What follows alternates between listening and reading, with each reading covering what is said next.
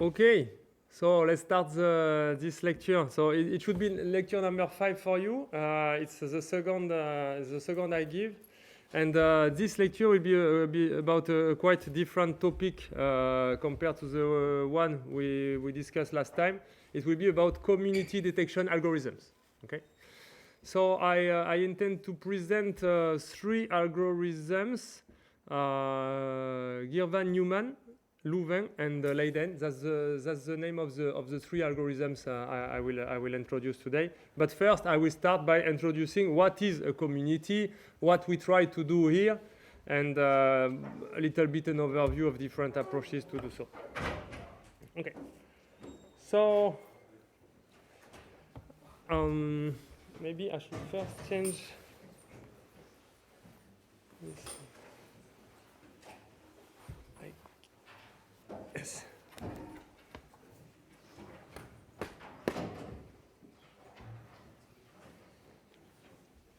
Okay. So what is so we try to find communities in complex networks. So first we need to know what is a community.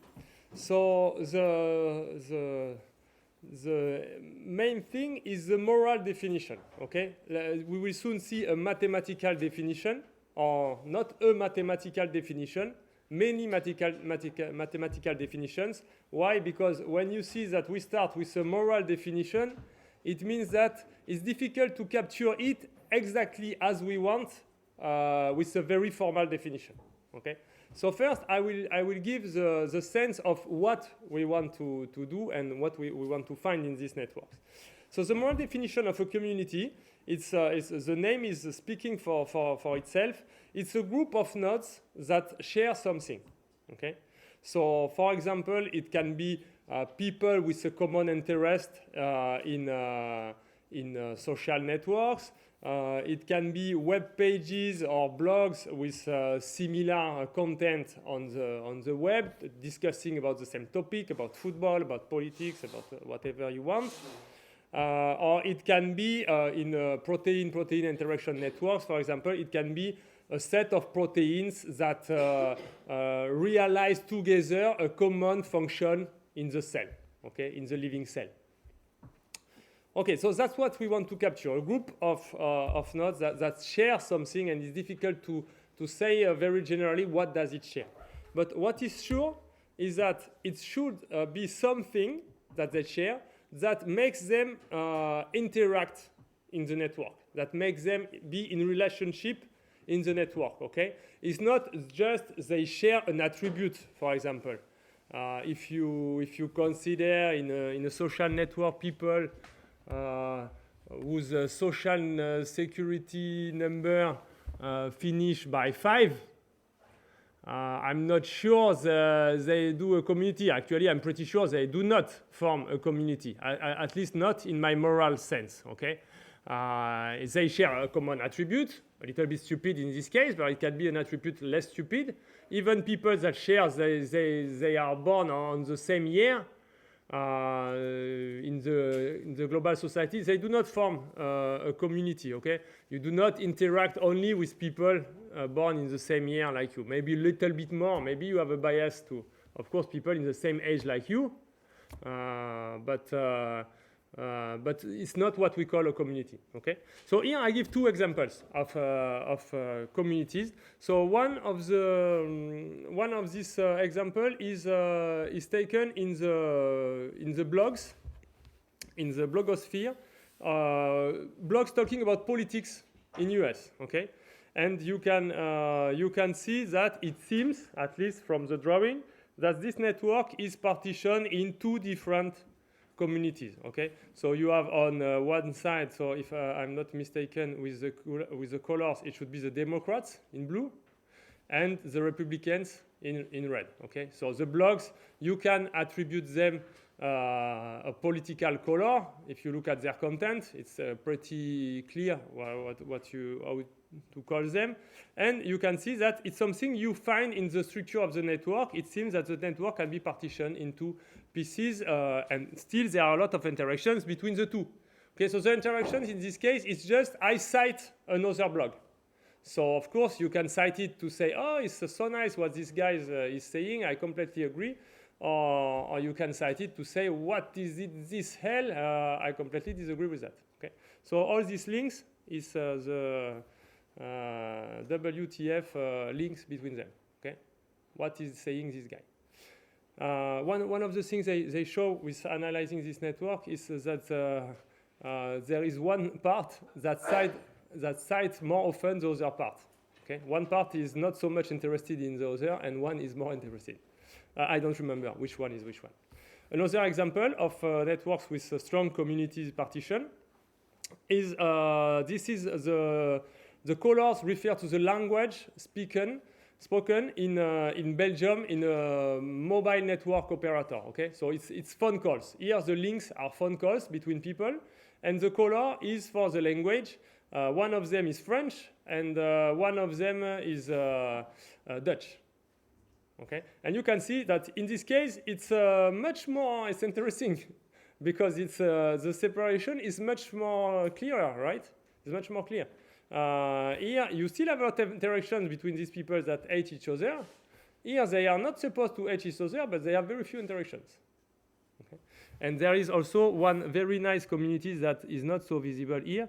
Is these people? These people, they are the one that that speak both in Dutch and in French. And unfortunately for Belgian politics, you can see it's not that much. Okay? But they play a very important role in the network by connecting these two largely disjoint pieces of the network. Okay, so that's the kind of thing we want to find. So for me, a community, for example, is the red part here. This should be a community. This should be another one. And maybe this one will form its own community in the middle. And here, I would partition into two, okay, saying that this is one community, this is one community. So that's the kind of configurations we want to find. And again, it's a group of people that share something. Here, they share their political view. Here, they share the language, okay? Or a common feature that is the mix of two languages. Okay, so that's what we want to capture, and that's what we want to find in these networks. So if you want to do an algorithm to see this, so you can see that these networks, they are quite big, and you cannot always do by hand to find these groups, okay? So we want to find an algorithmic way of computing such groups. So we need to move to formal definition of what should be a community. So we will take a structural definition. So here, the shift is not only we move to intuitive to formal, it's we move to moral to structural. The first definition, the moral definition, is not structural. People that share something is not really structural. But if you share something, and if that is something that makes you be in interaction in the network, then it has an impact on the structure, and that's how we will tackle the problem.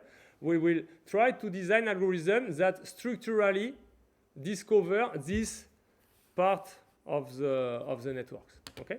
So what is the properties of this part of the network? They form a highly connected group of nodes. So what do we mean by highly connected? We mean the density inside this group should be high. High in itself, it means not much. So it should be high compared to the global density of the network. Okay? Remember, the global density is the probability to have an edge in the network. Here, we want that the probability to have an edge within the community is much higher, exactly like I explained for clustering coefficient. So it's a little bit a similar idea as clustering. Okay? So, for example, several order of magnitudes above, okay, like 2 or 3 order of magnitudes above. So we want to find denser parts in the network, and we want that they are sparsely connected to the rest of the network. So we want that they have a lot of edges inside and very few edges towards the rest of the network. Okay. So an example here is this one, the part which is colored in pink. We can say it corresponds well to this definition. If you look at the number of edges inside the community, it's rather high. You can see that the degree of the nodes in the community are high. For example, this one is that it has an internal degree. If I look at all its adjacencies inside the pink part, it's 4. This one, it's 4. This one, it's 3. This one is 5, 6. This one is 6. This one is how much? 6 too, right? 6, yeah. And this one is 4, and this one is 3. Okay, and if you look at their degree outside, it's very small. This one has 2 neighbors. This one has 2. This one has 2.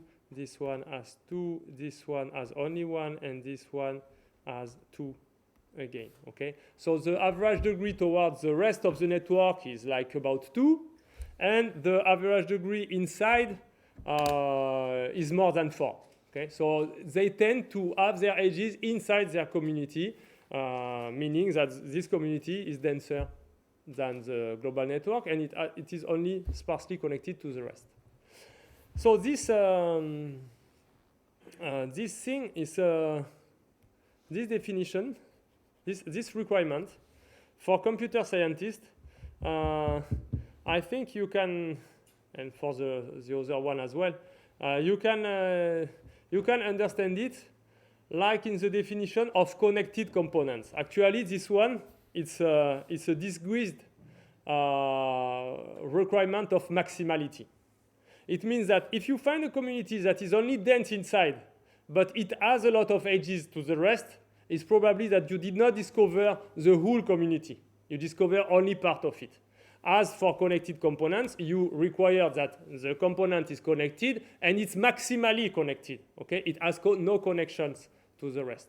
So it's a little bit the same idea. Okay? If you have only the first one, that seems to be the more important, but you don't have the second one, it's probably you can make it grow and find a bigger community containing the community you have. Okay, so that's the structural definition. Not very formal yet, but at least we move to structure of the network. We forget about sharing something. But remember that that's the goal. Okay. So with that, people try to do some formal definitions. So I will be a little bit more formal. So this one, I repeat a little bit the same idea. The important thing here is that, okay, one way to do this is to partition the nodes of the network. Okay, so you really do a partition. Since the beginning, I assume a little bit that I do like this, but it's not mandatory. So one way to do it is you find a partition of the nodes. Okay, distinct parts that cover the whole set of vertices and that are disjoint. And you ask that there is a high density inside the community and few edges between the communities. We will give different ways to really completely formalize this. Okay, so this is a typical example. You have 3 sets of nodes. You have quite I will not say a very high density, but you have a higher density in this part than in the whole network, okay? Because it's very sparse between these 3 communities. Okay. Another possible definition is to allow a community to overlap. So we still talk about node communities. We want to find the communities, it will be a set of nodes. But now we want to allow the communities to overlap. Okay, so the communities can share a common part, a common subset of nodes, like this one here, and like these 2 between the yellow and the green community. So of course, this is much more realistic. Okay, in many cases, a node may be involved in different groups for different reasons. Okay. If you think, for example, of the community in the society by topics of interest, you are involved in different topics of interest. Okay, you are interested, for example, in your studies, so you form a kind of community in your university, or you are interested maybe in other activities like hobbies, like maybe you play football, it's another community for you, your football team, etc. And of course, you are not devoted to only one activity. So naturally in a network, a node may be involved in different communities. Okay, so it's more realistic to allow communities to overlap in most of the contexts.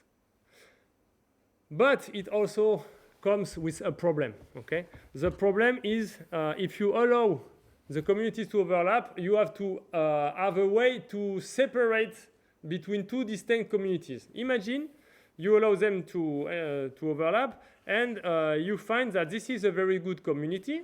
Okay, so you are pleased with finding that, and you find that this is also a very good community. Are they really different? I'm not sure. Okay, maybe it's just two variations of discovering the same group of people that go around this. So maybe we should merge them. So there is a question of deciding when you should merge and when you should not. This one I don't want to merge them. They are really distinct communities overlapping. And this one, maybe they overlap so much that they are actually the same. And my algorithms found them as two distinct, but actually at the end I see, no, it's the same thing. So it comes with a problem that you need to define also a kind of degree of separation, of to which extent you need to separate them. We'll not talk about this kind of communities. And finally, the last one I wanted to mention, there may be more, but the last one I wanted to mention is the case in which you partition not the nodes of the network, but the links of the network. So a link belongs to exactly one community, which is not true in the overlapping community on nodes. For example, this link, this red link, belongs to two communities. It's between two yellow nodes and between two green nodes as well. Okay, so it's both in the green and in the yellow community. But in the case where you really partition the links, then a link becomes to only one community. This is the definition of the partition. But a node, if you look at what happened for nodes, a node is involved in different communities. Okay, you have the orange one, you have the blue one, the black one, etc. So in this case, it's you say that what is inside a community, what defines a community, is the relationship between two people. If you take my previous example, if you take you and another one of which is familiar with you, either it is because you are in your studies together, or because you are in your football club together, or because you are member of the same family, etc. So in this way, that's the vision you have of the network. Of course, it's not completely, it's not perfect, because you can be in the same university and play in the same football team, which is even a little bit likely. But so in this case, it's like this. What you label as being forming a community is a relationship between people. Okay. Okay, I will not talk about algorithms for this, but I'm very interested actually in this topic. That's one of the topics I propose as internship this year, because I think the solution for this are much less satisfactory than the one I will present for nodes. Okay, so we fix something. From now until the end, I will try to partition the nodes of the network. So there are various approaches to do this. I will not describe them completely, but you can rely on random walks. So you start from a node in the network and you work with probabilities in the network. And the idea is that you will be more often captured in your community. When you do this, because it's dense, you will tend to stay more often in your community. So if you look at the probability of where you are after a certain number of time, you will be more likely to be in your community than spreading outside. There are methods, spectral methods, based on the Laplacian of the graph, which is the adjacency matrix of the graph. And you have methods that are called hierarchical clustering. What you do in this one is that you try to merge parts of the network that looks that they should be in the same community because they are similar, because they are strongly connected, something like that. Okay. And what I will talk about today is the two last ones because I like them and I like the ideas inside. So the first one is divisive methods. You do exactly the opposite as hierarchical clustering.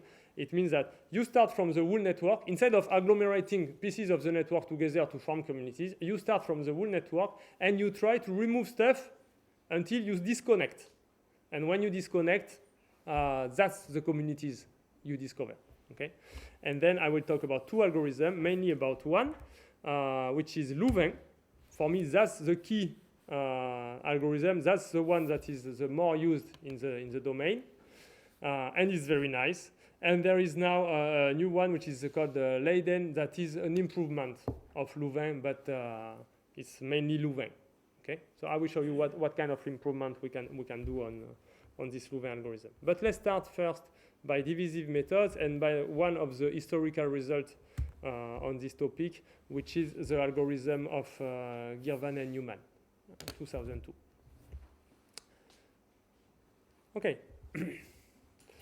So the idea here is to, as I told you, what I want to do is I want to start from the whole network and I want to disconnect it to find the communities. So I want to disconnect it. What I will do here is I will remove links.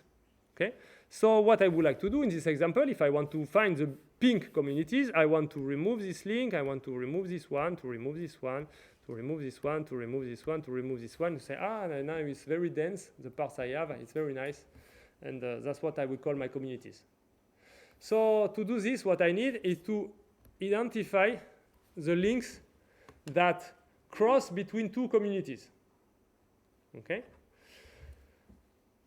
So if I am able to do this, what I will do is I will remove them one by one, and I will stop. We will see when. Okay? There is another question: is when should you stop to remove links, and when are you pleased with the separation, the partition you get? Okay? So you remove things, you remove links until it becomes disconnected, and at some point you are pleased. So what we will do is that we will decide afterwards when we are pleased. It means that we will remove all the links of the network until all the nodes become isolated. And we will look at the process of doing this. And afterwards, we will decide, OK, what is interesting? The moment which is interesting in this process is this time when I'm here. And then it will give me the community partition. So I'm still left with the core of this approach is to identify inter-community links. Any ideas? Yes? The lowest degree, why not? But what will often happen in this network is you have many nodes of degree 1, okay? Because of the heterogeneous degree distribution. A lot of them have degree 1, and they are actually the nodes that are pending to one community. So yes, you can say, okay, I will remove this one first, and this one will be alone in their community in this case. But very often we keep them with the big communities they are attached, considering that even if they are loosely connected to this community, they belong to this community because it's their only connection to the network. So maybe you don't really want to do this. That's what I mean. But anyway, even if you do this, after you will be left with identifying the rest. But yes, it's an idea that is a good idea because what people do, and I will not talk about that, but you can continue by saying, okay, now I don't have any degree 1 nodes. I will start to remove degree 2 nodes. And when I'm done, I will start to remove degree 3 nodes. Okay? So it's not you remove them at once. When you remove degree 1 nodes, new degree 1 nodes appear because they lose some edges. And so you remove them. When you are completely finished, that everything is degree at least 2, then you start to remove degree 2 nodes, etc. Maybe you talk about this already in the lectures. I don't know. It's the K-core. It's what we call the K-core. Okay. And indeed, what you will find is you will find some hard piece included inside the communities. But usually we don't take this as a definition of the community, but it can be. Very often, what people use this to do the starting point of finding one partition. So you find the K-core, you find some very dense path, but it's too hard a constraint to say that it's only this your community. It's a very small fraction of the nodes, and then from them you start to grow around and to discover the rest of the community. But yes, it's a good idea. But you see, in this case, at least what I can say, why I'm not done with what you said is that I want to identify this link. Okay, this link, the degree is not that small, or maybe I should say this link. The degree of this extremity is 5. It's almost the maximum degree in the network, and this one is also 5. So how can I identify this link directly? The extremities have a high degree. So we should find another idea. Do you have an idea of what is the property of this link? Yes? Yes, that's what I will say. So yes, it has a high betweenness. So if you remember, you should have defined the betweenness for nodes. Maybe you mentioned it for links, I'm not sure. But yes, indeed. So betweenness, what does it mean? It means that, so what do you mean by betweenness? Maybe you can.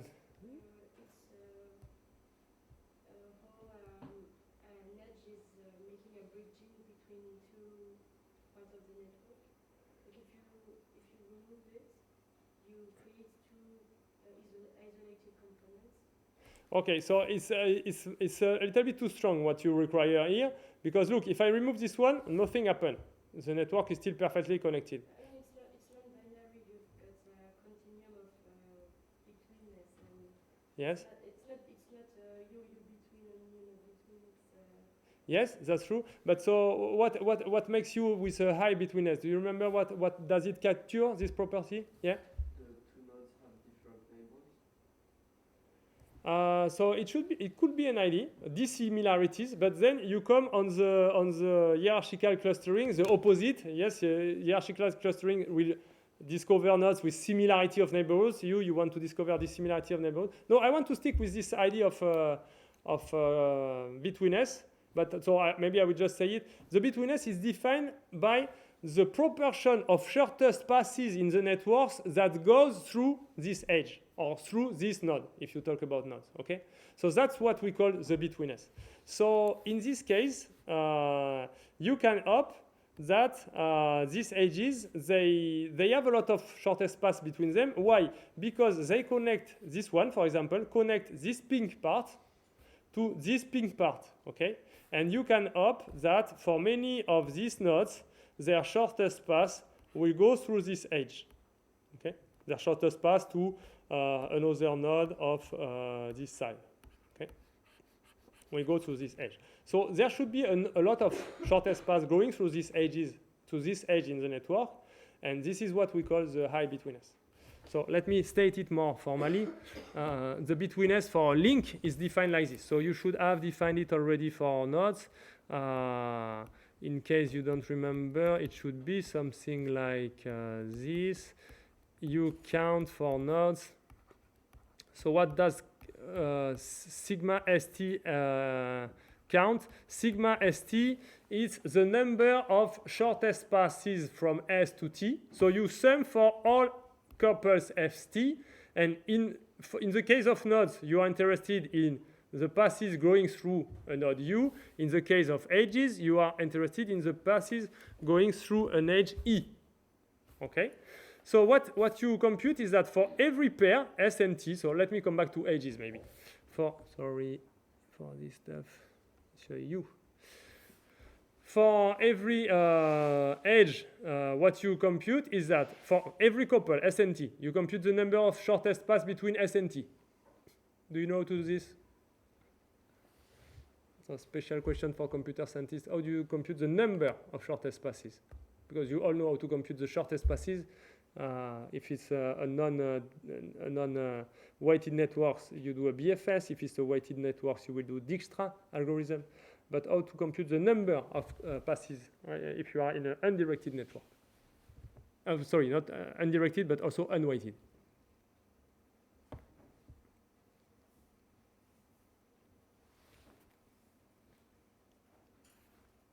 You do a BFS. It gives this as well. So if you don't know about that, you can try to figure out how to compute the number of shortest paths between two nodes. You will see that a basic BFS gives this information, actually, if you want to get it from it. Okay, so we compute this number, and we compute the number of shortest passes between S and T that goes through the edge E. So this ratio is the proportion of the shortest passes between S and T that goes through E. So this is the score of E for S and T. And you sum this over all couples S and T, with S distinct from T, because if it's the same, it will contain no edge. Is it clear, the definition? So you should have seen already the definition for nodes. It's exactly the same. You change the edge for a node. That's all. Okay. So that's our definition of betweenness, is a lot of shortest passes in the networks for all the pairs in the networks. A lot of a high proportion of them goes through this edge.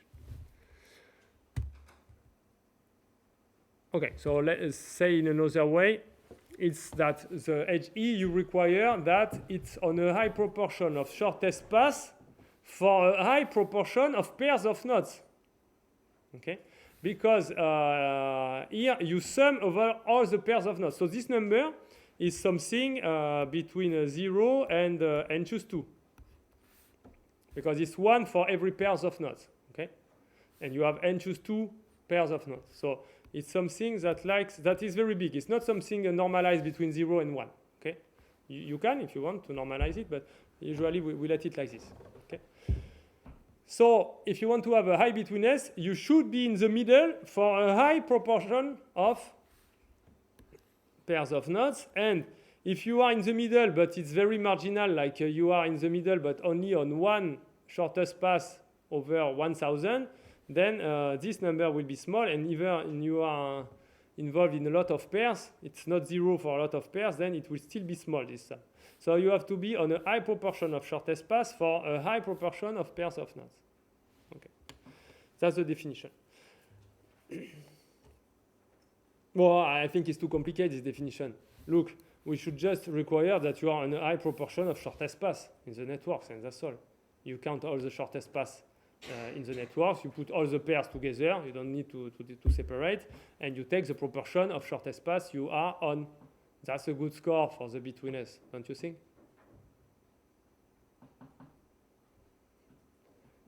When I speak with this tone of voice, it means I don't think that. And when I say it's too complicated, if I really think this, I do something for it before the lecture, normally. So what I want to point is that there is a reason for this complicated definition, or this complicated matrix. If you just focus on this part, then you may have a problem.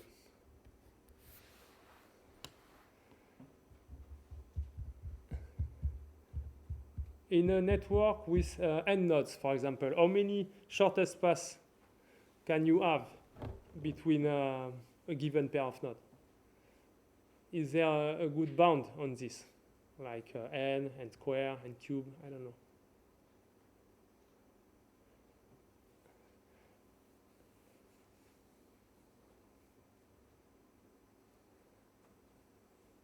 Or like maybe 2 to the n.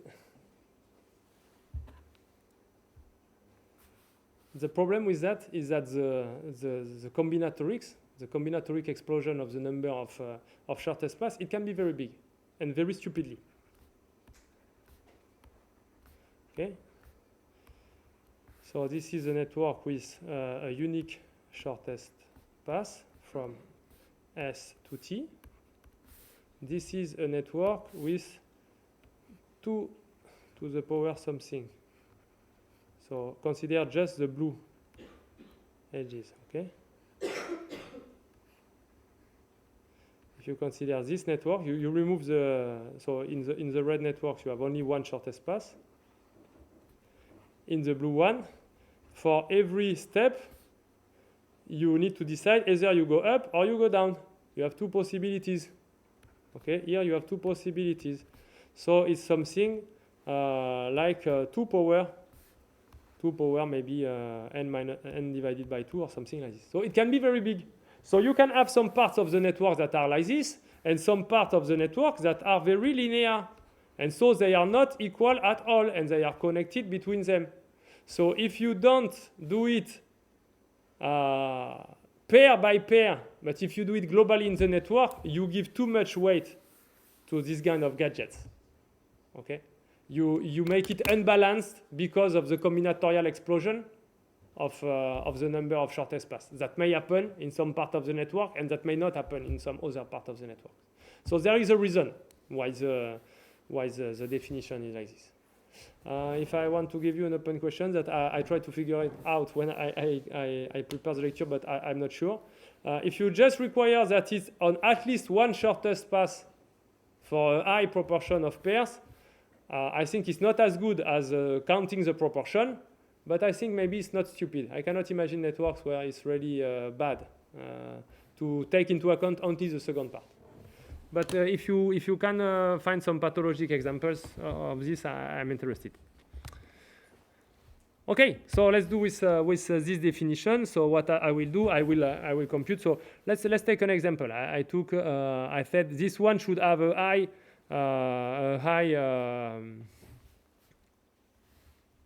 betweenness, and this one, for example, should not have a high betweenness. Okay, so this one is, you can see, it's not so useful.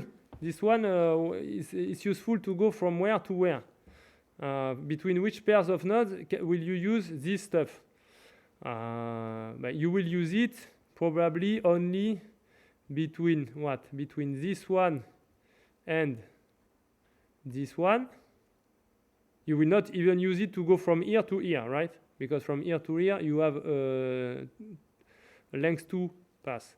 So you will use it if you want to go from here to here. You will do like this, tick, tick, tick, tick, tick, tick.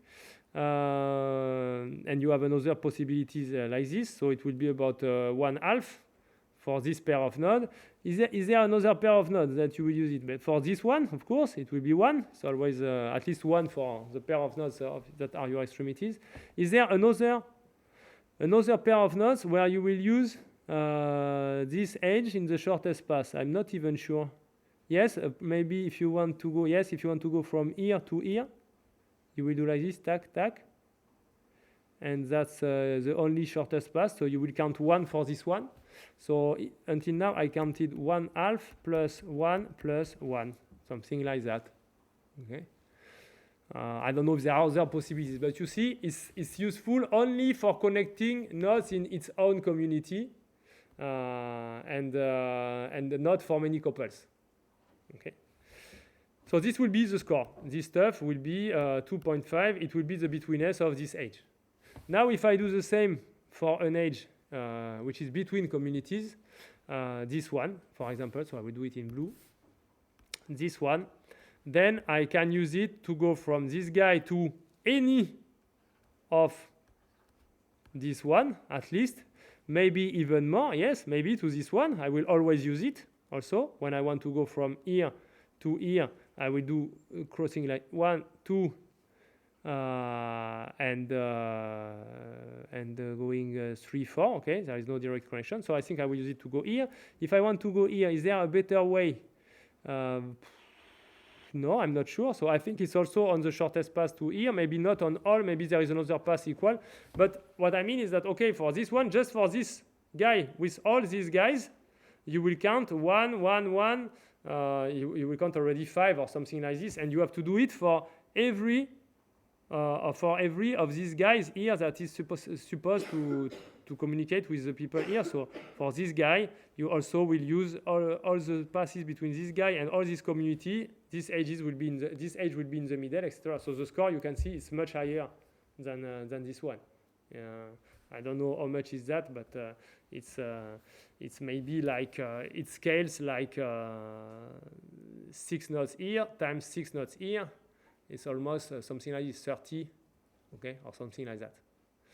So that's how we hope to discriminate between an edge which is between two communities and an edge which is inside one community. The edge which is inside one community should help mainly for communications that are local in the community. It should not be that many pairs of nodes. and the other one, they help for all the communication between this community and this community. It's not completely true because sometimes there is another edge that is better for part of these communications. Okay. Okay. For example, if I want to see how this node will communicate with this community, it's not true that it will use this one. So my 30 is a little bit overestimated. Okay, so that's the idea how to discriminate with betweenness centrality between links that are between. So the algorithm is just like this. Be careful, there is this. So this, I will ask you why.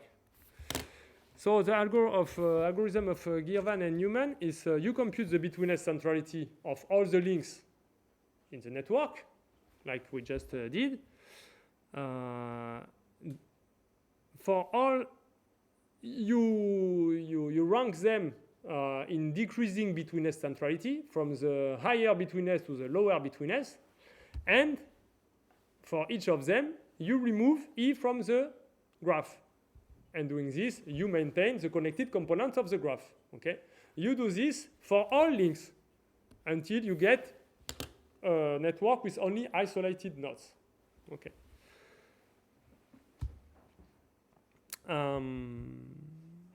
And the result of the algorithm is not exactly one partition. We still need to determine what is the best partition, but what we give is a dendrogram. Okay, I will do the, excuse me, I will do the pause now, okay?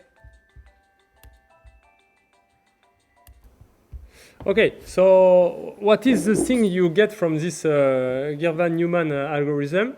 What you get is what we call a dendrogram. So what is a dendrogram? It's the history of separation between the connected components that you obtain when you remove the edges one by one until you have removed all of them. Okay. So we draw it in this way. Okay. So this is the graph. Here, this is the network on which we apply it. It's a very famous network that is a little bit a toy network, but it's a real network actually. It's the network that we call the Zachary Karate Club. It's a karate club in which there were a partition between two parts of the club. Really a partition like they separate and they form two different clubs. And this was studied sociologically and the separation between the two parts of the club. So they do a survey of how did this happen, etc. And if you look at the structural part of it, but you can see clearly a separation between two parts that are really star-like between two centers here and between one center here. And this is these two parts that separate, and you see that they have only few interactions between them. So if you launch a community detection algorithm on this, you expect to find more or less these two parts. Okay.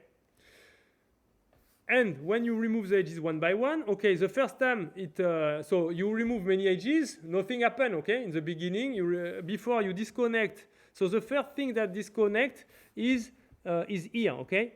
It's here. You have the separation between the black part and the white part plus one node. This black node. So this the color black and white. I think it comes from the sociological survey. But if you see, the algorithm will discover almost exactly this stuff, but not exactly. Okay, this guy is classified with the white one. When we ask him, what do you think, you are black or white? He says he's a black. Okay. Okay. So, but before you can separate, what I mean is before you can separate here on this blue line, you need to remove many edges, right? It's not just one. You need to remove this one. You need to remove this one, this one, this one, etc. And so what does the algorithm is to do it by this betweenness centrality. So it means that these links in the middle here, they have a higher betweenness centrality, and you remove them first, and then at some point you disconnect this part from this part, and you continue. And at some point here, you disconnect in the black part, you disconnect 7, 17, 6, 5, 11. 7, where are they? 7, 17, 6, 5, 11. You disconnect this one from the rest. Okay, so it means you remove this edge, this edge, this edge, and this edge. Okay, seems reasonable when you look at the network. And you continue in each of the parts until you disconnect everything. Okay, so you get a complete hierarchical view of the network that you obtain by removing all the edges. It's shown by this dendrogram. Okay, and then when you want to do really a partition of the nodes into community, you have to decide where you cut. So you cut horizontally. You cut after removing a certain number of edges. Okay, let's say I want to cut here. So these stuff are not separate yet. So my communities that I will obtain is this one. All this stuff, where is that? Here, let's say I separate them. So I will get this part. Here I will get this part is alone. This part, these two, they are together. This one is alone, etc. This is already separated. All this stuff are together. Here I separate, so I get this. Here is both are separated, so I get something like this, and here they are not separated. Okay, so here I have a partition into 1, 2, 3, 4, 5, 6, 7, 8, 9, 10 parts. Okay, and you can choose to cut where you like more. You can cut much lower to separate a lot of things, or you can cut much higher to separate very few things, like you separate into 2. Okay, you still have something to decide. Is where do you like to stop? Okay, the algorithm does not give you this, but maybe later we see a way more systematic to do this. Okay, because we'll give a measure. Next algorithm, we give a measure for saying a partition is good or not good. So we can use this measure to choose where should we cut in this dendrogram. Okay. Do you remember about the question mark? I told you I will ask you about that. So do you like this algorithm? You can say yes, I like, I don't like. And maybe the only risk you take is I ask you why you like or why you don't like. So me, I think the idea is nice. It's clear, but unfortunately, it does not work at all. Why?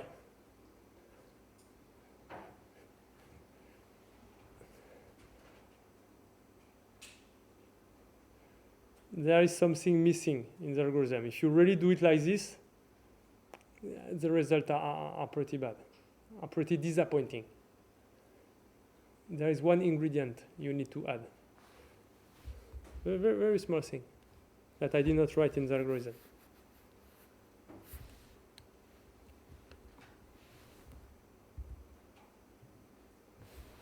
Every time you remove one edge, you need to compute the betweenness centrality again. If you don't do this, I tell you the results are quite disappointing. If you do this, they start to be satisfying a little bit, as much as it can be with this community stuff. So why do we need to compute the betweenness centrality of links? Again, we need to maintain it, to update it every time we remove one edge, which is very costly for the computation. Why we need to do this? Maybe I ask you the question on this drawing.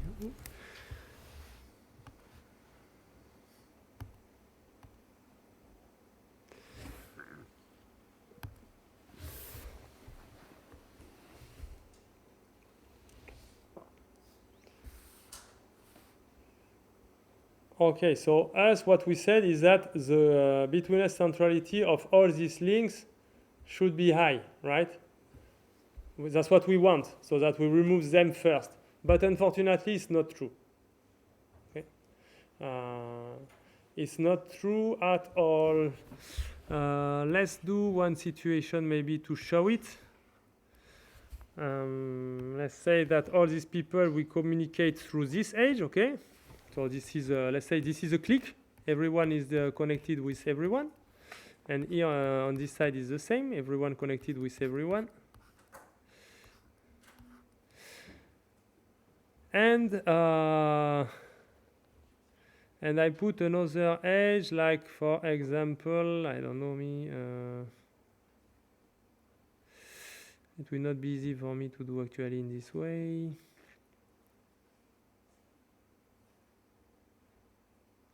If I put an edge like this, for example,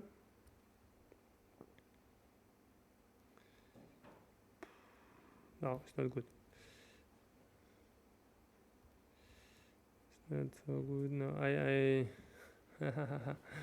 cannot make it good for you.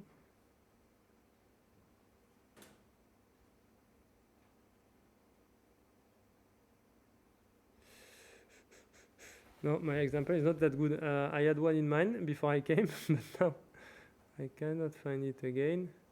What I want to say is that actually the weight of the number of passes between this part and this part is shared between the links that cross between the two. So I will not be able to make a very clean example, but it's shared between the two, and it may be shared in an unbalanced way. That is, maybe most of the shortest paths they go through this edge, and only some of them, and very few, they go through this edge. Okay? So in this case, the betweenness centrality of this one is very high, and the betweenness centrality of this one, which is crossing between two communities, may be very low, like an intra-edge, an intra-community edge. Okay? And so in this case, you will remove this one very late in the algorithm. You will not remove at the beginning, and you will not disconnect these two parts. So that's a problem. But after you removed this one, and hopefully this one, if you compute again the betweenness centrality, then all the shortest path between this part and this part will use this one. And this one, which was low in the beginning, will become very high. Okay? So if you need to do this to discover that this edge now has become very important after we remove the two other edges. Okay? And in this case, you will remove this one as the next one. But if you don't do this, you will ignore this one until almost the end of the algorithm. Okay?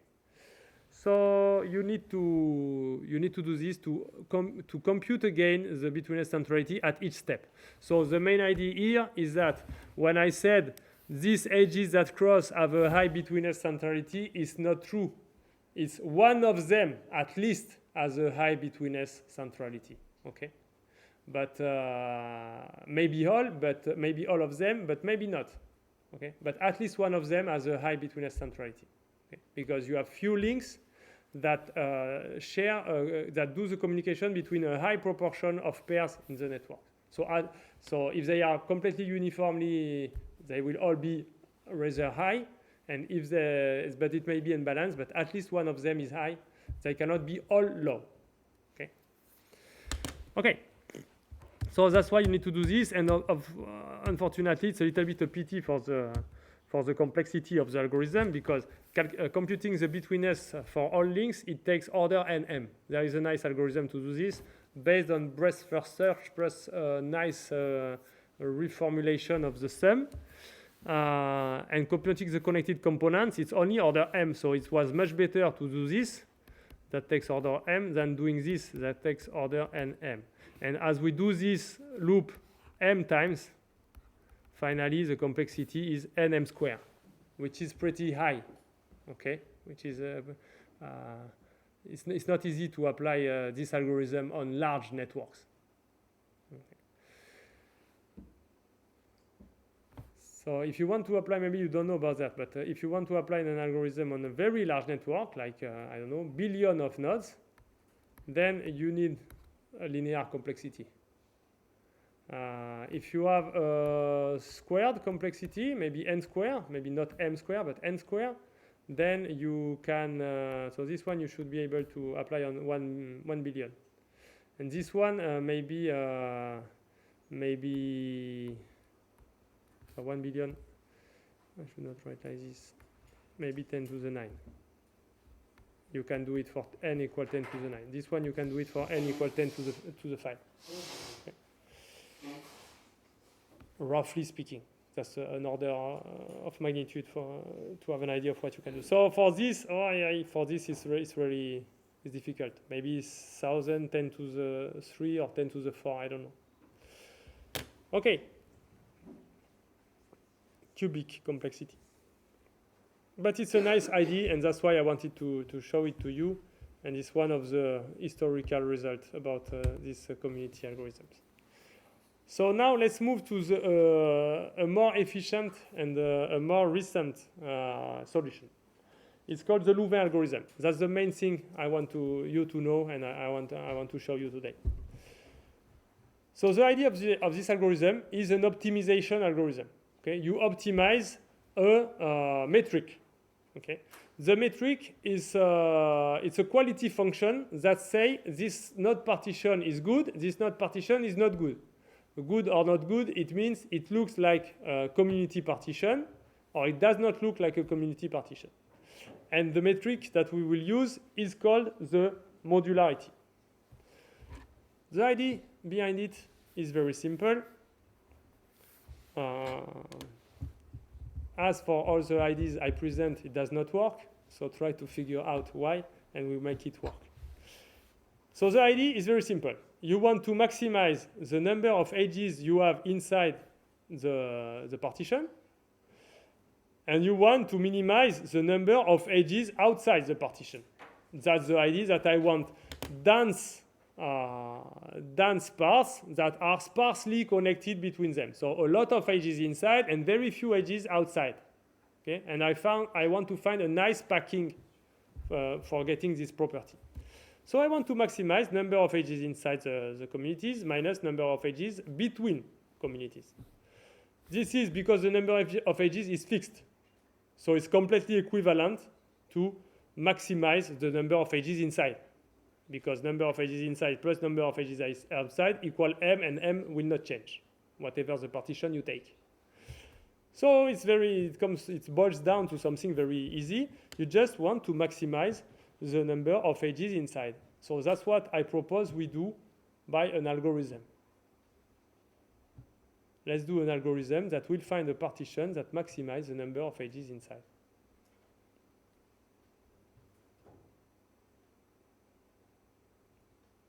That's what I propose at 9:21. And at 9:22 now, you will tell me why I cannot reasonably hope to rely on this. I have a very, very, very, very efficient algorithm to do it. Yes?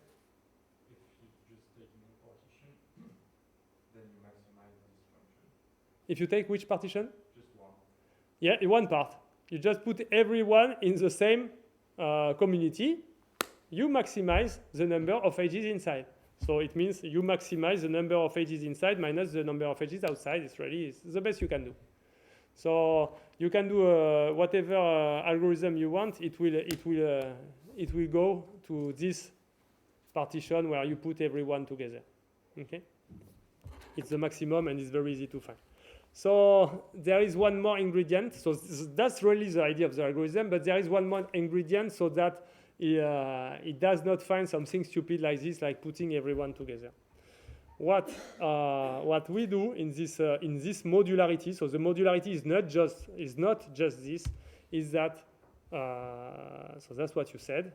The partition, the optimal partition in this case is a single community. But what we do to avoid that is that in the modularity we correct by comparing the same number of edges inside in a randomized version of the network. So you do the score, so this is the score, okay, number of edges inside. The score in the network with your partition, and the score in the randomized network with the same partition.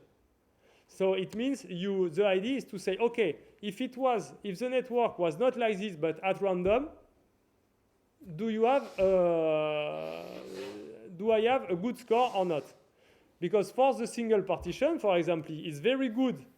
The single community partition is very good in the original network, but it's also very good in the randomized network because it's the same, all the edges are inside. So it does not depend on the network. So it's a way to say if you find a partition you are pleased with But anyway, you will always be pleased with that, even with a random network. It means that actually your partition is not good. So you do number of edges inside the partition in the original network minus number of edges inside the same partition in a randomized version of the network. For example, the score. So the score for the single community partition is exactly 0 because number of edges is the same in both cases, in original networks and configuration model. So what is the randomized version of the network we use? You could think of using whatever randomized version you like, but the one that is traditionally used is the configuration model. If you remember the configuration model, you remember, yes, but not because of me, because we did not have time to talk about this last time, but I think you discussed this with Mr. Casabe. The configuration model is you put the edges at random, but you fix the degree distribution. Every node has a fixed degree. It's not you fix just the distribution, you fix the degree for every node. So this one has degree 4 in the original network. It will keep degree 4 in the randomized network. And then you shuffle all the semi-links at random. Okay, so that's the comparison we take. We take this as a point of comparison before deciding whether we are pleased or not with the partition we have. Okay, so how can we write this formally? If I call A the adjacency matrix of the graph, it means 1 if there is an edge, 0 if there is not, between two nodes. I call Ki, it's the degree of node I. Ci is the community to which belong node I. And delta is the Kronecker symbol. Delta of two objects equal 1 if the two objects are the same. It's equal 0 otherwise. Okay.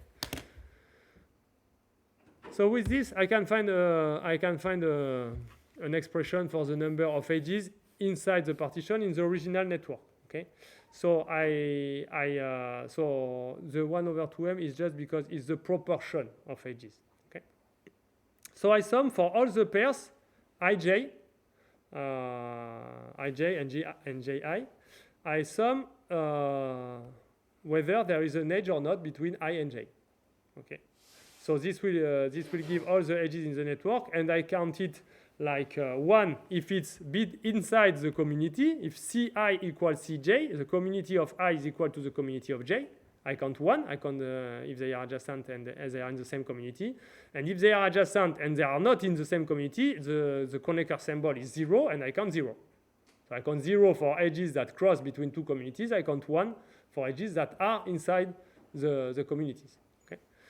And because here I do the sum for all actually not couples, but not pairs, but couples, I divide over the sum of all degrees in the network, because you count 2 times the edges.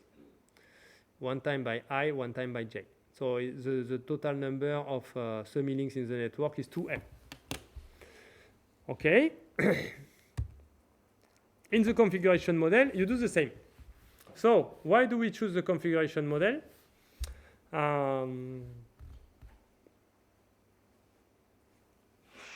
At least one thing that we need to be able to do, it's not the reason why we choose it, but one thing that we need to be able to do is to compute what is the number of links crossing and the number of links inside the configuration model. So we do this in a very simplified way. Is that if you take a node in the configuration model which has degree ki, you take a node j which has degree kj. We use the expected number of edges between them. So you will say, well, what is the expected number of edges between them? If our experiment was perfect, if there were no multiple edges and no loops, it's exactly the probability to get an edge between these two. Actually, there may be multiple links, so the expected number of edges between them could be more than 1, but it's another problem. So what is the expected number of edges between these two guys? When you choose at random, and remember that what you have in this model is you have 2m semi-links, like this. You have ki of them that belongs to I, you have kj of them that belongs to j, and you pair everything at random. So what is the probability, what is the expectation of how many pairs will you do involving one of kj and one of ki? Okay, well, let's play the game for every stuff of ki. For every stuff of ki, when we pick it, we will pick at random another one. Okay, so we'll pick at random in the 2m possibilities. So, and how many possibilities that we pick one of j is kj. So it's kj over 2m, the probability for this one. The probability that I will pair it with someone from kj is kj over 2m. This is the proportion of stuff, of summeanings of kj among all the summeanings. And I will do this ki times. So the expected number of success is ki times kj over 2m. This is what I put here. It's the number of expected links between I and j in the configuration model. And again, I sum counting them if they are in the same community, I and j, and I do not count them. The Kronecker symbol is 0 if they are not in the same community. Okay? And again, I take the proportion over all the summeanings. Okay, so I'm able to count in the original network, and in the configuration model I take for comparison, and the score is just defined as the difference between the two. Okay, the difference between this expression and this expression is like this. That's the modularity. That's what tells me if my partition is good or not. It has a lot of edges inside, and in the randomized version, it has few expected edges inside, less expected edges inside. Okay? It's not just it has a lot of edges inside. It has a lot of edges inside, and it's surprising. Because if I do it in a randomized network, I don't have a lot of edges inside. So this correction by a comparison to random network is to say, oh, is it surprising or not that you are able to get this many edges inside? So like this, we avoid the stupid solution that consists in putting everyone in the same community. Okay? Okay, so that's the measure. You can rewrite it like this. Finally, if you put the sum, instead of putting the sum on all the pairs of nodes, you put it on all the communities, is you count the number of edges inside the community. So this is number of edges inside the community, C, inside C. And this stuff is number of summeanings inside C. Okay. So actually here it's also a number of summeanings, but it's the number of summeanings that are paired also with someone in C. And here it's just the number of summeanings that are paired with whatever you want, something in C or something not in C. So this is the definition of EC and AC. And so AC is just the sum of Ki, right? And that's why it's the sum of Ki to the square. You get all these terms. Okay. Okay. So we try. Now we want to do an algorithm to optimize this measure, this quality function, the modularity. Unfortunately, like everything interesting in life, or at least in computation, it's NP hard to maximize this modularity. But we will still do a polynomial time algorithm, so we will do a heuristic.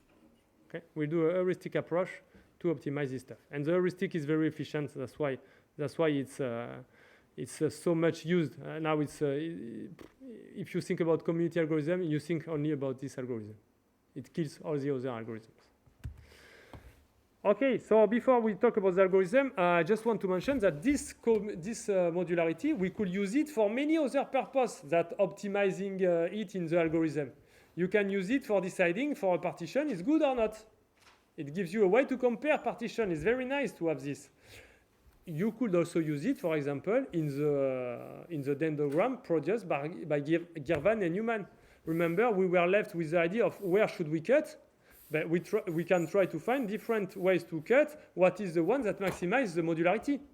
That would be a good way to decide how to cut, right? And also, let me show you that you don't need to cut by a straight line like this.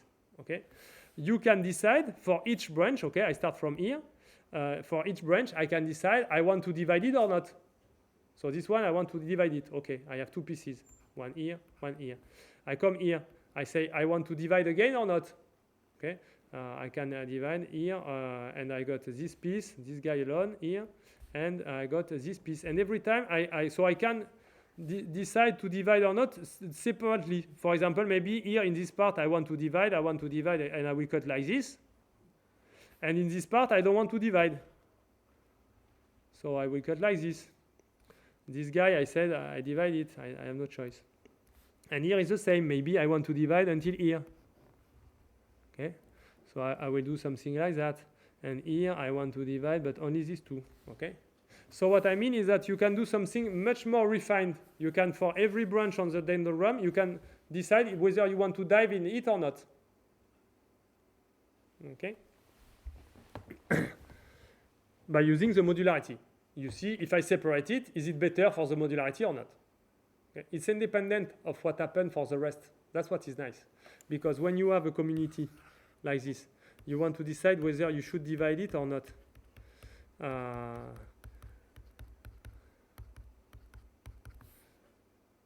You want to decide whether you should divide it or not. It does not depend on what happened or how you group the rest of the network, because the score given by the contribution to the modularity score given by this stuff, okay, is just the difference between dividing and not dividing is just for the edges that cross, right, that are counted inside or outside. All the rest of the edges, they are still counting outside. They are still counted as outside edges. Whether it's grouped or not grouped, everything together, I don't care the rest. Okay, these edges, they cross between communities anyway. So here, when I want to decide I split or not, it's just with edges crossing between the two parts I want to split.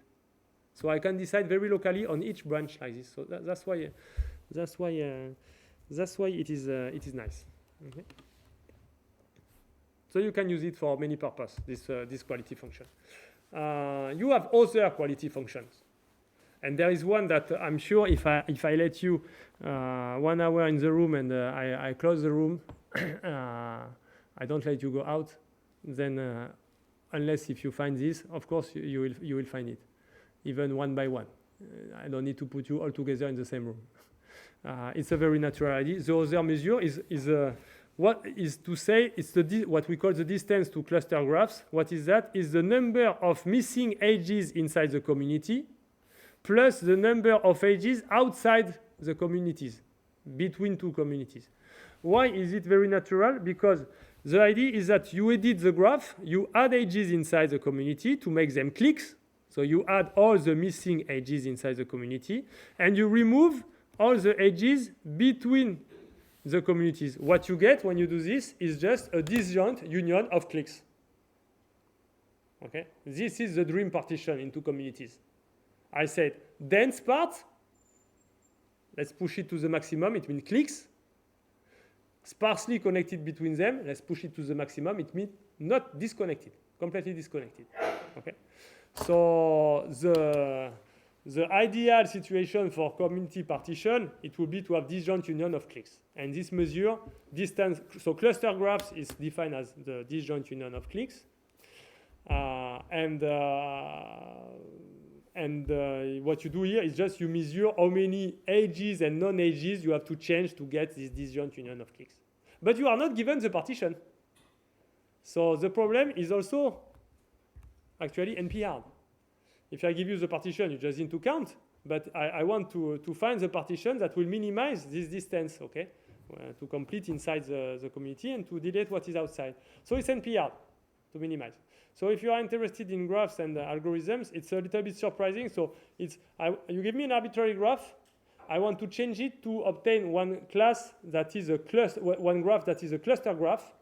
Disjoint union of clicks. It's very difficult to decide how to do this optimally. It's NP-hard.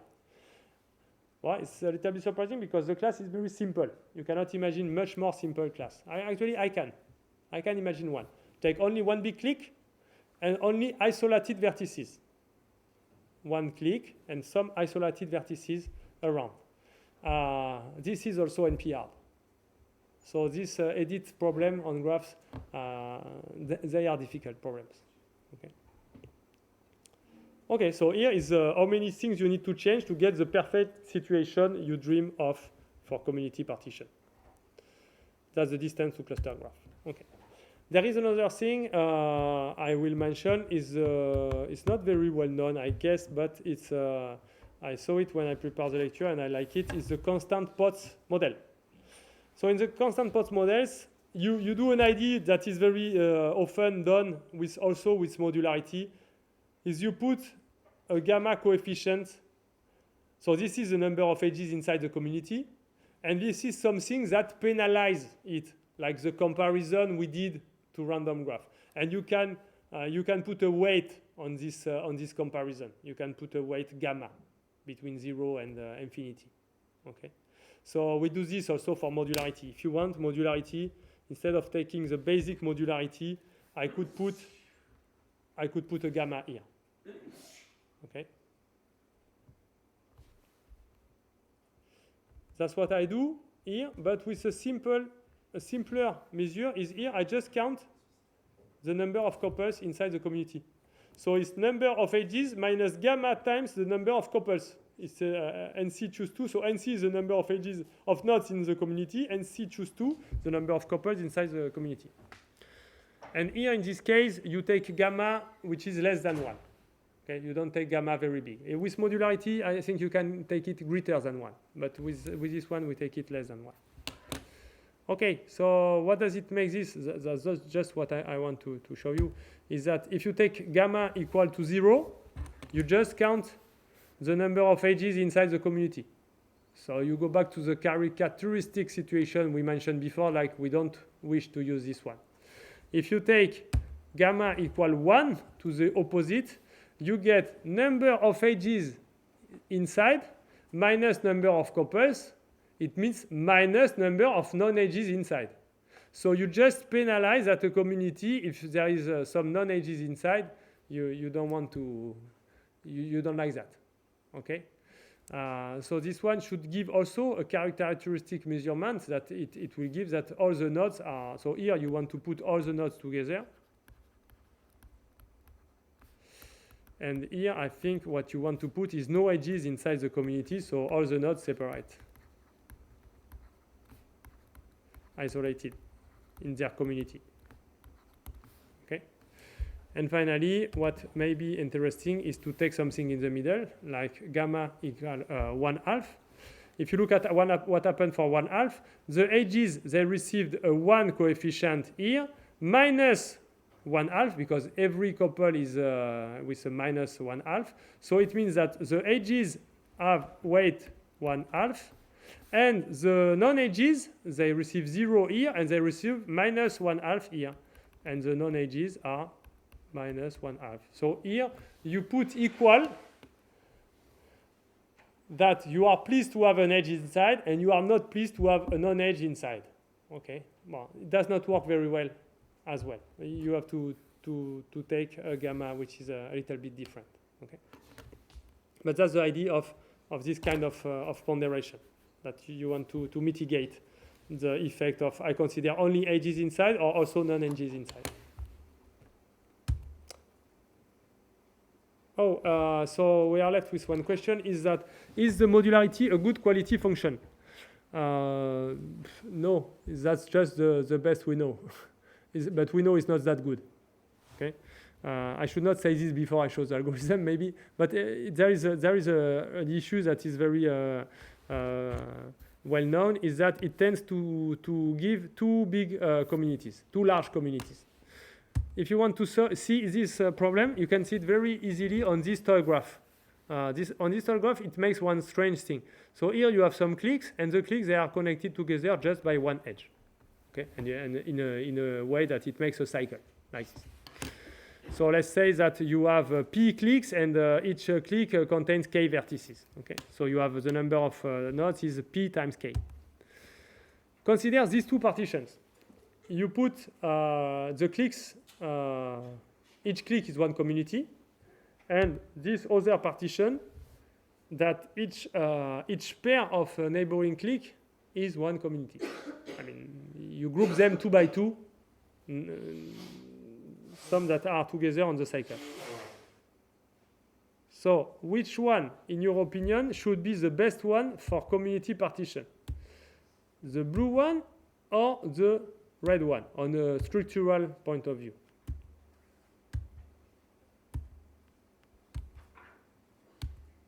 Which one do you like more? The blue one, right? Why? Because the communities, they are very dense and they are still very sparsely connected between them. With the red one, they are still very sparsely connected between them, but they are not that dense because here you have a lot of non-edges inside. When in the blue partition, you have no non-edges inside. It's a very good partition, right? Very dense. So we prefer the blue one, but guess what? The modularity prefers the red one. And if you want to see what is the reason for this strange behavior, it's not that difficult. If you decide to put two blue together, you will gain one edge inside. Well, you can think, oh, it's not much gain, okay? So your modularity, putting them together, you do +1 because you get one edge inside and you are pleased with that. But you will also get inside many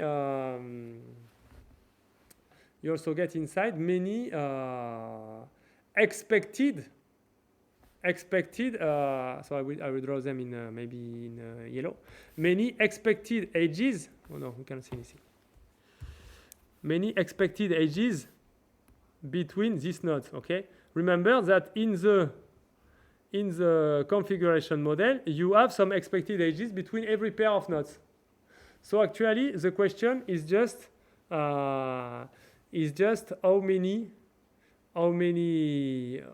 how much is this? How much is this stuff? And I was not so good because I forgot the numeric application. So what is the number of clicks? I guess it's something like this. Let's take P equal 30 and K equal 5. I guess something like that. So the question is, I want to know what is the weight of this link in the configuration model. Okay. So what is the number of expected edges between these two? These people, no, let's say 6. Let me give 6. These two people, they are more or less of degree 5 because they are in a 6 click. Okay, so they have degree 5, both of them. So the number of edges expected between them should be 5 times 5 divided by 2m. And the number of edges inside this network in a 6 click, it's 30 divided by 2, it's 15. And I take 30 of them. It's 450. I don't remember it was like this, but okay, let's say. So it's 25 over 450. Okay, and how many links like this crossing between the two? You have 6 times 6, so 36. So totally, the weight of all these crossing links in the configuration model, it will be 36 times 25 over 450. How much is that? I have no idea. 6 times 25 is 150. And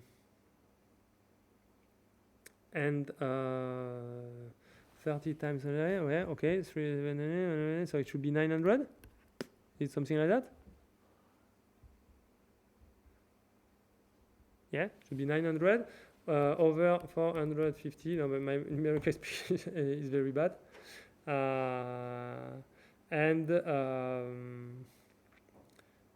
But remember that in the formula there is also one other 1 over 2m. Okay, no, it's bad. So it's 2. So it's not enough. It should be maybe 5. Here, let's take k equal 5.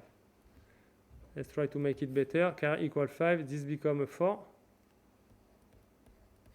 Okay, the 450. It becomes what? 5 times 30, it becomes only 100. No, sorry. In the 5 clicks, you have 10. You have 10 and 30, it becomes 300. 300 edges in the network.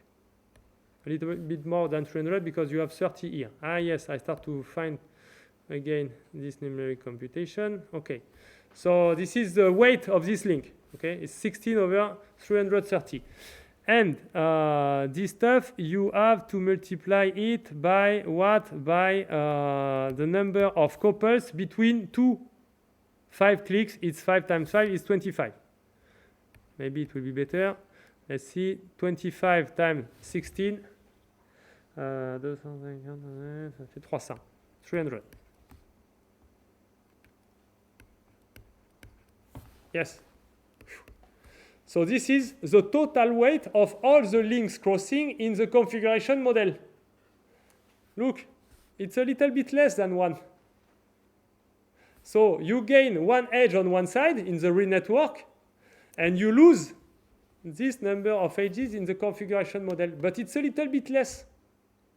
So the modularity, it prefers to put them together. You gain a little bit in modularity. You gain the difference between this stuff and 1. Okay, so it looks a little bit stupid, right?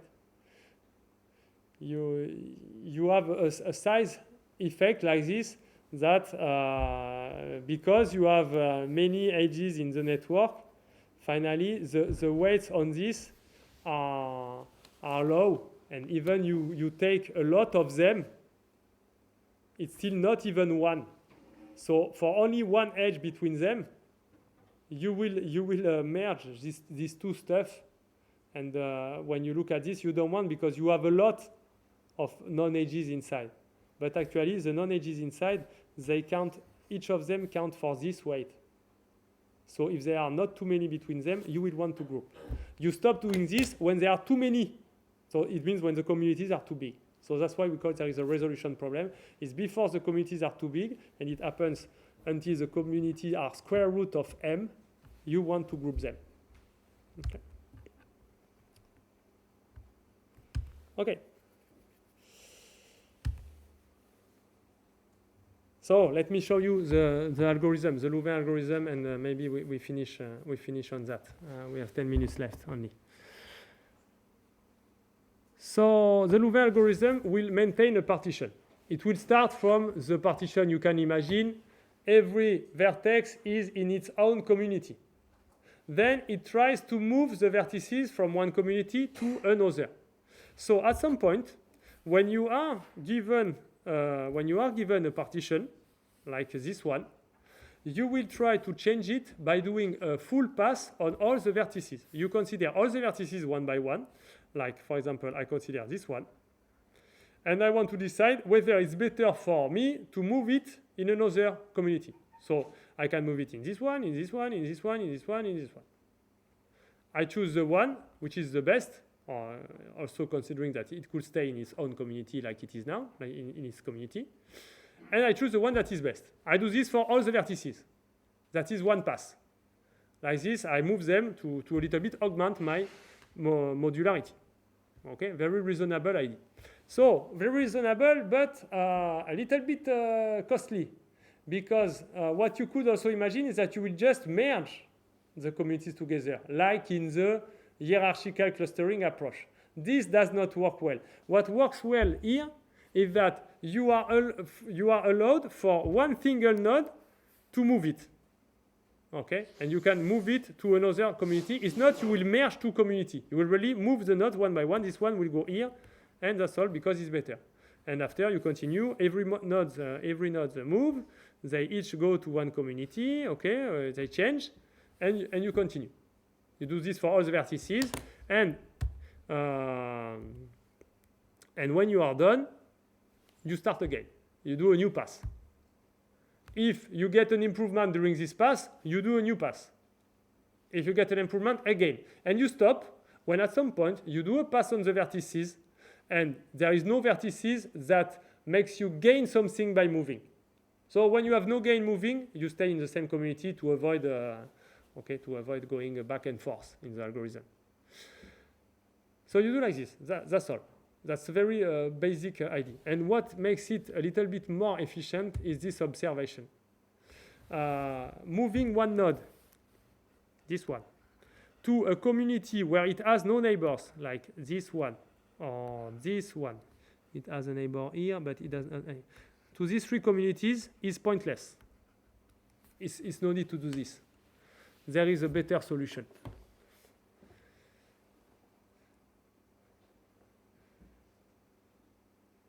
What is the better solution? It's not always better to let it in the community where it is now. Sometimes it's better maybe to move it to a community where it has no neighbors, but it's not as good as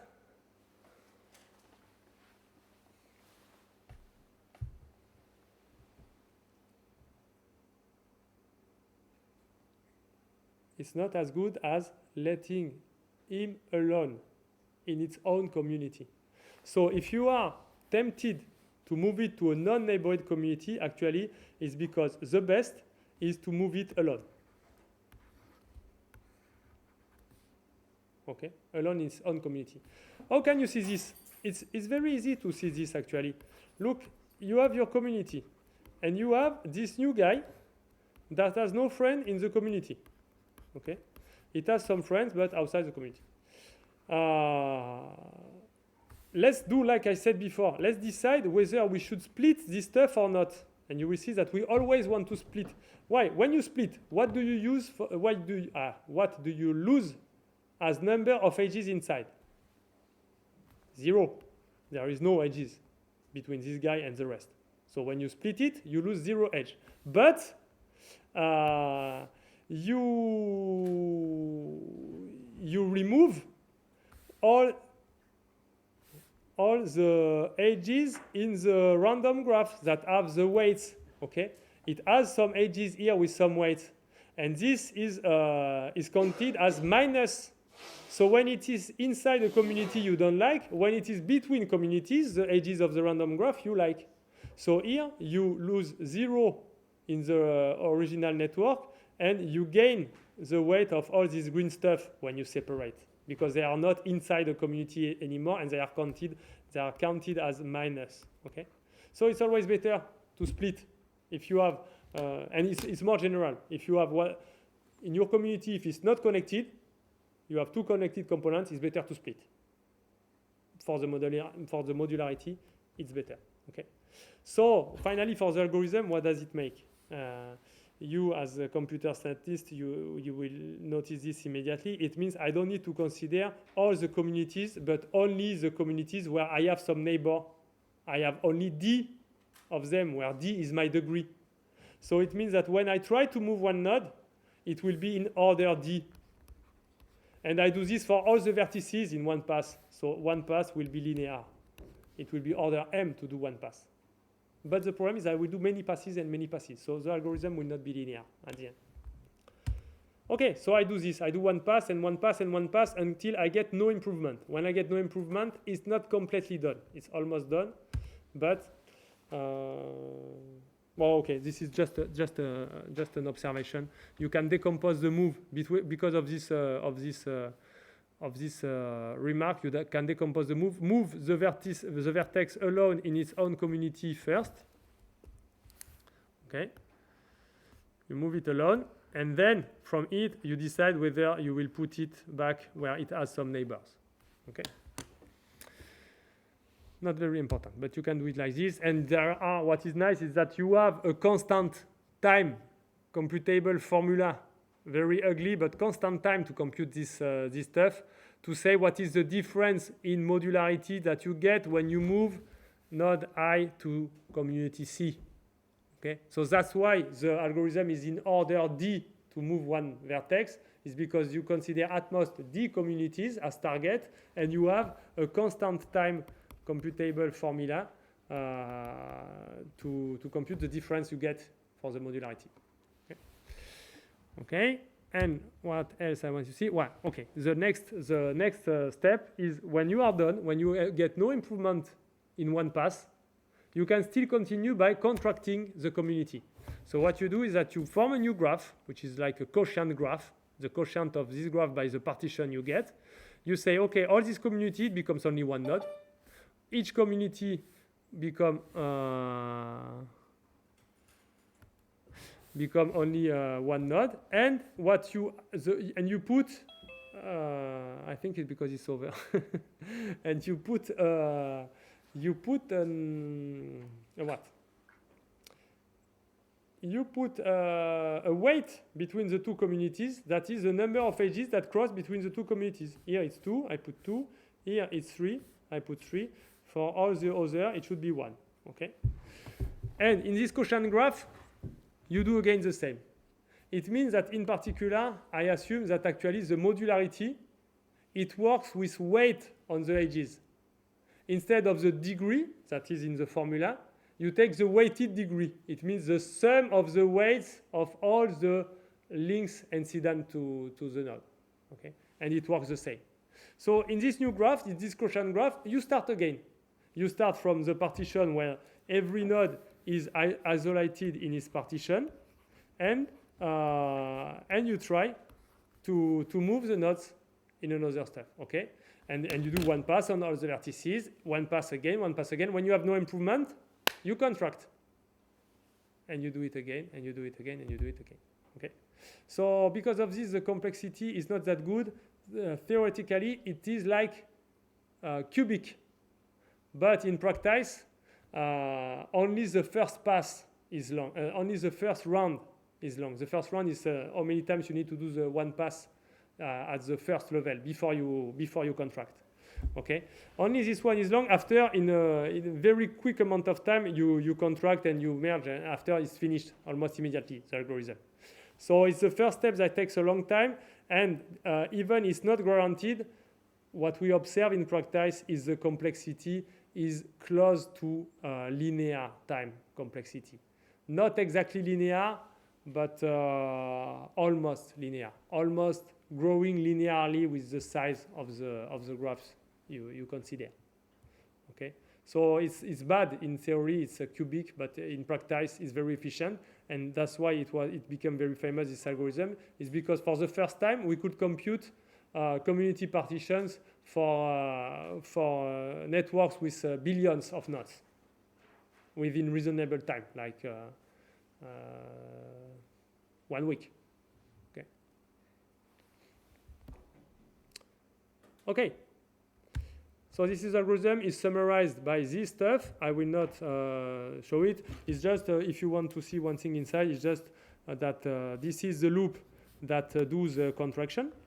Okay. As long as you have an augmentation in the modularity, you do the contractions, and this is the loop that decide to do one pass, and this is one pass. Okay. Okay. Okay, that's not very important to see this. Okay, let me finish just by mentioning the two improvements you get by Leiden algorithm. Leiden algorithm is just you take Louvain and you do two more things.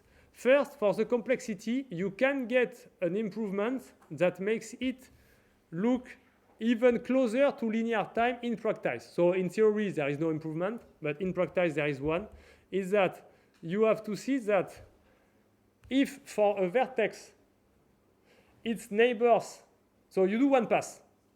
If in this pass, the neighbors of one vertex did not move, they stayed in the same community as they were before, is no need to try to move this vertex. So what they do in this improvement, they do a priority queue, not priority, actually, just a queue, a basic queue, where every time you move one vertex, you put all of its neighbors in the queue, saying that, okay, these people, they may be affected, and maybe you need to reconsider, to consider moving them. But when you do like this, you save time for the pass. For one pass, you will not consider all the vertices. You will just consider all the vertices in the queue until the queue becomes empty. Okay? And when you do this, it's even closer to linear. In practice, the improvement in theory is not. There is no improvement. Another thing that they notice in this algorithm is that in Louvain, you can obtain, unfortunately, something that looks very stupid. But it's not very often you get it, but you get it. It's often you get it, but it does not make a big stuff for the modularity. Imagine you have this guy that connects. So this is one community, and this guy is an articulation point. Okay, so it connects these two disconnected parts. in the community. If by chance or by not chance, this guy wants to move to another community because it's well linked to another community, the purple community will be left not connected anymore because the connectivity inside the community was all relying on this vertex and it has left. So it's a little bit stupid because you can obtain communities that are disconnected. And I told you, it's always better for modularity to split when it's disconnected. Okay? So they do in Leiden they do an improvement. They do an improvement for this. Before you contract, when you obtain the community, you reconsider what is inside the community. And what you do is you do a merging algorithm inside the community. You put the vertices alone in their community. You remove the vertices that are not well connected to the rest. It means that the number of edges between them and the rest is not above a threshold that you fix. And what you do is you merge the parts that are well connected between them. Again, number of edges between these two parts is above a threshold. Okay. So like this, of course, you will get rid of not connected stuff, and you will even, depending on the threshold you choose, you can obtain very strongly connected communities. And when you contract, which is also a nice surprising thing, when you contract the sub-communities you obtain only. You don't contract the big communities, you contract the sub-communities. So you will always obtain something that each sub-community is connected, and you contract only this stuff. But at the next stage, you start from the initial partition that is defined by the community themselves, not the sub-communities. It's a little bit quick to understand this stuff, so I will not push more about this, but you can get these two improvements over Louvain algorithm. You can do something for getting a better complexity in practice, and you can do something to avoid disconnected communities. But for me, if I am honest, it's more like patches than really changes in the Louvain algorithm. The rest of the algorithm is exactly the same, and these two improvements, they are rather easy to obtain, I think. So now this Leiden algorithm is very famous, but I was a bit... so that's why I decided to prepare it for you, but finally I was a bit disappointed of what is inside. So thank you for staying so late, and that's the end of the lecture today.